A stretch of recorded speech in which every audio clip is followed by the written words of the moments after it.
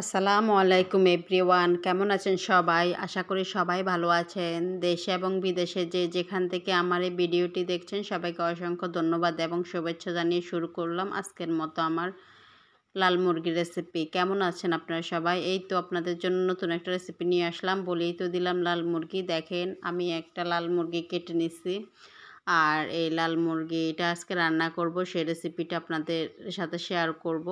আসলে অনেকজনের লাল মুরগি পারফেক্টভাবে রান্না করতে পারে না, তার জন্য আজকের আমার মূলত এই রেসিপিটি। লাল মুরগিটা পারফেক্টভাবে না রান্না করলে আসলে মজা হয় না, কিন্তু লাল মুরগি যদি পারফেক্টভাবে রান্না হয় তাহলে সেটি অনেক মজা হয়। আর লাল মুরগি কাটার ক্ষেত্রে সবসময় একটু মাথা রাখতে হবে, যেহেতু এই টুকরোগুলো বা এই পিসগুলো একটু বড় বড় করে নিতে হবে, কেননা লাল মুরগি বড় করলে দেখতে ভালো লাগে এবং সুন্দর লাগে, আর খেতে অনেক মজা হয়। তো দেখেন এই তো বন্ধুরা, এই পর্যায়ে আমি এগুলো নিয়ে নিলাম, মাংসগুলো নিলাম, আর যে মশলাগুলো নিব সেগুলো এক নজর দেখে দিব আর কি। এই তো আমি এখানে হলুদ মরিচ নিয়ে নিচ্ছি, মশলাগুলো নিয়ে নিচ্ছি।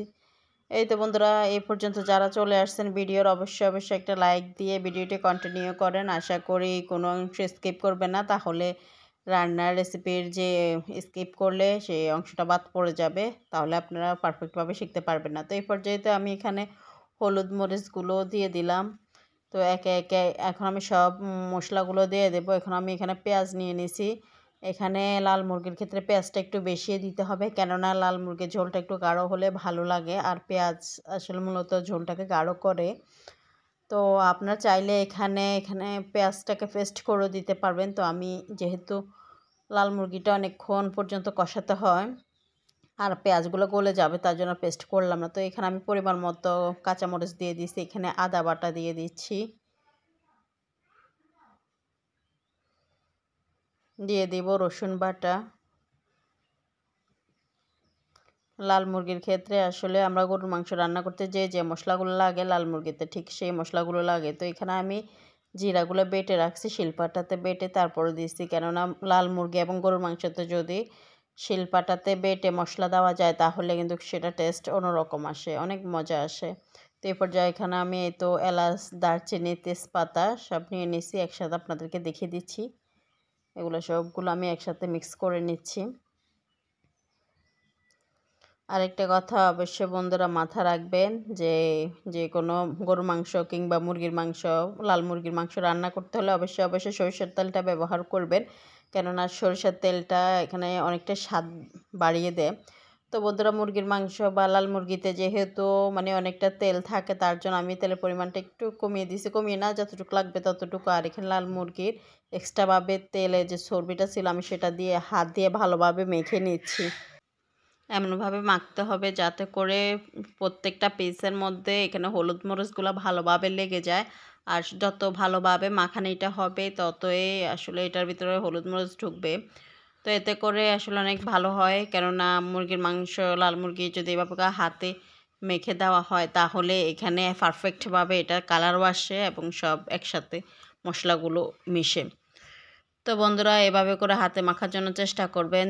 যারা নতুন আছেন আমার চ্যানেলে, নতুন এই পর্যন্ত আমার ভিডিওটি কন্টিনিউ করছেন, সবাইকে অসংখ্য ধন্যবাদ। আর বন্ধুরা, নতুন হয়ে থাকলে আমার চ্যানেলটি সাবস্ক্রাইব করে পাশে থাকেন, বেল আইকন বাজিয়ে দেন, যখন আমি কোনো নতুন ভিডিও দিব তখন অবশ্যই আপনি পেয়ে যাবেন সবার আগে। আর যারা পুরান বন্ধু এই পর্যন্ত এসেছে সবাইকে অনেক ভালোবাসা এবং শুভেচ্ছা।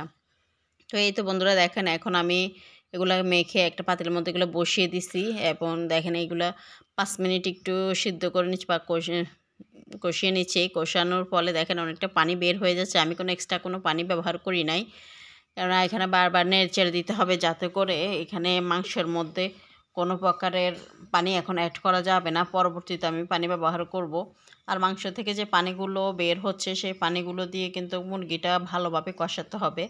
আর লাল মুরগি যতক্ষণ পর্যন্ত কষাবেন ততই ভালো হবেন। আর এটা তো আগুনে দেওয়ার পর এমনিতেই একটু শক্ত হয়ে যায়, তো আসলে লাল মুরগি ধৈর্য ধরে অনেকক্ষণ পর্যন্ত কষাতে হয়। তো বন্ধুরা, এভাবে করে যদি লাল মুরগি রান্না করা হয় একটু ধৈর্য নিয়ে, সময় নিয়ে, তাহলে অনেক ভালো লাগে এ আর কি। আর লাল মুরগি শক্ত আসলে মজা হয় না, যদি এটাকে ভালোভাবে কষিয়ে তারপর একটু নরম করা হয় তাহলে কিন্তু অনেক মজা হয়। দেখেন বন্ধুরা, এ পর্যন্ত যারা এসেছেন সবাইকে অসংখ্য ধন্যবাদ। আমার এখানে অনেকগুলো পানি ছেড়ে দিচ্ছে মুরগি থেকে, তো আসলে অনেকটাই ভালো লাগতেছে। কালারটা অনেক সুন্দর আসছে, আসলে গ্রানটা এত মধুর ছিল যে পুরোটা ঘর একদম ভরে গেছে আসলে মশলার গ্রান, তার সাথে মুরগি, আসলে অনেক ভালো লাগছে। তো বন্ধুরা, কেমন লাগছে আমার আজকের ভিডিওটি একটু কমেন্টে জানাবেন যারা যারা আছেন। তো এই তো বন্ধুরা দেখেন, এখানে আমি একটা পাতিলে পানি ফুটিয়ে নিচ্ছি, কেননা লাল মুরগির ক্ষেত্রে গরম পানিটা ব্যবহার করবেন, এতে করে মানে স্বাদটা অনেক ভালো আসে। নর্মাল টেম্পারেচার পানি থেকে গরম পানিটা ব্যবহার করলে এটা তাড়াতাড়ি সিদ্ধ হবে বা তাড়াতাড়ি এটা যে মাংসটা সেটা নরম হবে। আর এখানে যে টেস্টটা দ্বিগুণ বেড়ে যায় আর কি গরম পানি ব্যবহার করলে। তো আমি এখানে একসাথে ব্যবহার করব না, অল্প অল্প করে দেবো। তো আমি ঢেলে দিচ্ছি এখন পানি।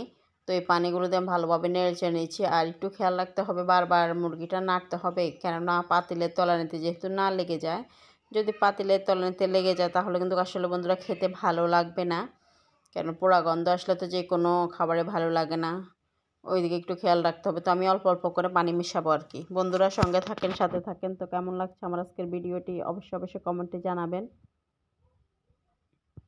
তো এই পর্যায়ে আমি ঢাকনা দিয়ে রাখলাম। আর এখানে আমি এই তো দেখেন 20 মিনিট পরে দেখেন এখানে আমি দ্বিতীয়বার আবারও পানি দিয়েছি। পানি দিয়ে এভাবে করে 2বার করে কষিয়ে নিচ্ছি। কষিয়ে দেখেন এখন মূলত প্রায় আমার রান্নাটা একদম শেষ পর্যায়ে। এখন দেখেন অনেকটাই ঝোল গাঢ় হয়ে গেছে।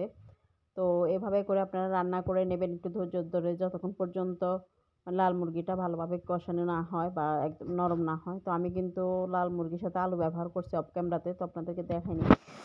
তো এভাবে করে যদি মানে রান্না করেন তাহলে অনেক ভালো লাগে। তো দেখেন ফাইনালি আমার লুক চলে আসছে, মাশাআল্লাহ দেখতে অসাধারণ লাগছে, কালারটাও অনেক দারুণ ছিল। আর লাল মুরগির সাথে আলু ব্যবহার করলে ছোট বাচ্চারাও খেতে পারে আর সবাই খেতে পারে, যে অনেক ভালো লাগে। তো বন্ধুরা, এই পর্যন্ত যারা নতুন আছো প্লিজ আমার চ্যানেলটি সাবস্ক্রাইব করে পাশে থাকো। আর আশা করি আমার ভিডিওর সঙ্গে থাকবে। কেমন হয়েছে আমার ভিডিওটি জানাবেন, অবশ্যই জানাতে ভুলবেন না। এইভাবে করে যদি আপনাদের ভালো লাগে তাহলে আপনাদের ফ্যামিলির মাঝে শেয়ার করে দিবেন, তারাও এইভাবে আমার রেসিপিটা দেখে রান্না করে আপনাদেরকে খাওয়াতে পারবে। তো বন্ধুরা, ভালো থাকেন, সুস্থ থাকেন, যে যেখান থেকে দেখছেন সবাইকে অসংখ্য ধন্যবাদ, সবাইকে এক বুক ভালোবাসা। তো আপনাদের থেকে বিদায় নিচ্ছি আমি, অহিরমার কিচেন অ্যান্ড লাইফস্টাইল। বন্ধুরা, আশা করি সবসময় আমার ভিডিওর সঙ্গে থাকবেন, লাইক কমেন্ট শেয়ার করতে ভুলবেন না। আর আমার চ্যানেলে যারা নতুন হয়ে আছেন তারা অবশ্যই অবশ্যই চ্যানেলটি সাবস্ক্রাইব করে পাশে থাকবেন। বন্ধুরা ভালো থাকেন, আল্লাহ হাফেজ।